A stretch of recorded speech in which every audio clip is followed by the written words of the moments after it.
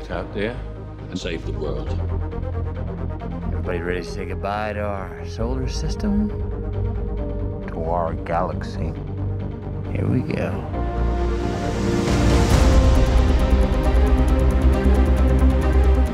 We're here. Want to get down fast, don't we? Actually, we want to get there in one piece. Hang on.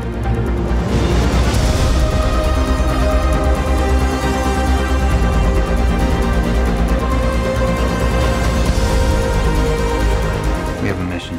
Our mission does not work if the people on Earth are dead by the time we pull it off. Well, we got this far, farther than any human in history. Oh, not far enough. Make it count. Where's the mountains? Those aren't mountains. They're waves.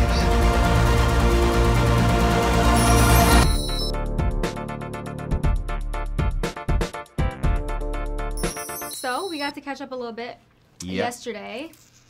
Yeah, it was good to see you. Good to see you. Good to see you again. Yeah. So let's talk about Interstellar. Yeah, let's do that. Tell me your thoughts about the budget cuts for programs like NASA, and do you believe in other universes?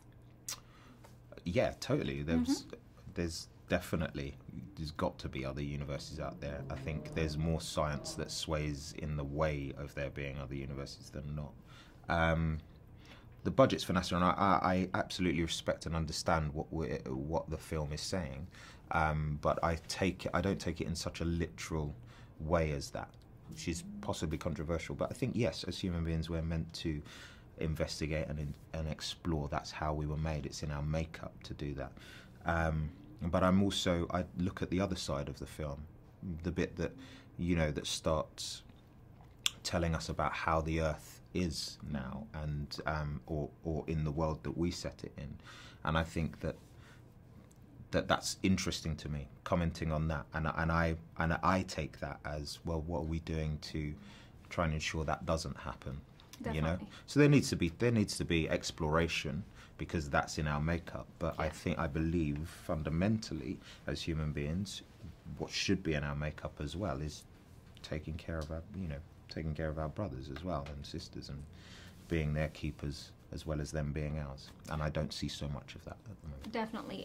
One of the things I loved about this movie is it was a story about love.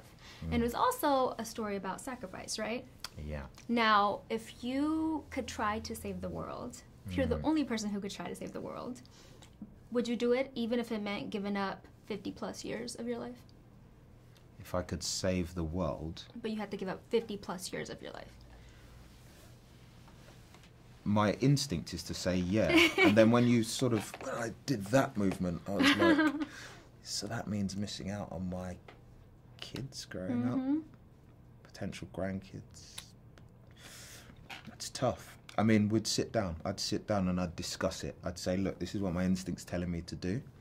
I know that my love for you will not change, wherever I am, right, and whatever, and see how. But I don't think it's a decision I can make on my own, because I am yoked with a wife and children, and it's Definitely. not something that I could just go, guys, I'm out of here. Yeah, definitely. Yeah. Now, you've had so many, great projects with the Dark Knight Rises, Yes. and Cloud Atlas, Yes. now Interstellar. Yes. Tell us, what's the common denominator you look for in picking a role? I look to be challenged. I look for. I have a production company called Indictus, and we called it that name because it's the Latin for untold, unseen, unheard, and that's kind of a thread in my life. I'm looking to discover new things, and so when a script comes along that I feel does that, then I do everything in my power to try and be involved, and I've been very blessed to have been involved in those projects that you've just mentioned. Yeah. I feel very, very fortunate. It's something that's not lost on me. Now, let's talk about your relationship with Christopher Nolan, and what does he bring to the table as a director? Leadership, passion, incredible vision, and just like a captaincy of casting incredible talent.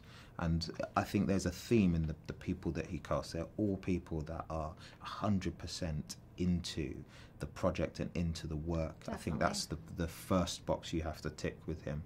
And then, so when you're on a set where other people are so involved and so engaged in what you're doing, you can't help but raise your game. And I think that, in a roundabout way, all comes from him. I loved it. What's next for you? I don't know at the moment. There are a whole heap of people going crazy in my manager's office out here and in my agent's office in London.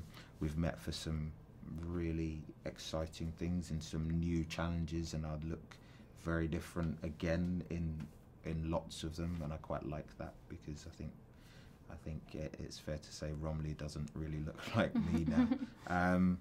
So yeah, I don't know. Watch this space. I think we'll let you know what we do, but there's some potentially very exciting stuff coming. I'm definitely looking forward to it. Bless Thank you so much for your time. What a pleasure. Yeah. Nice meeting you.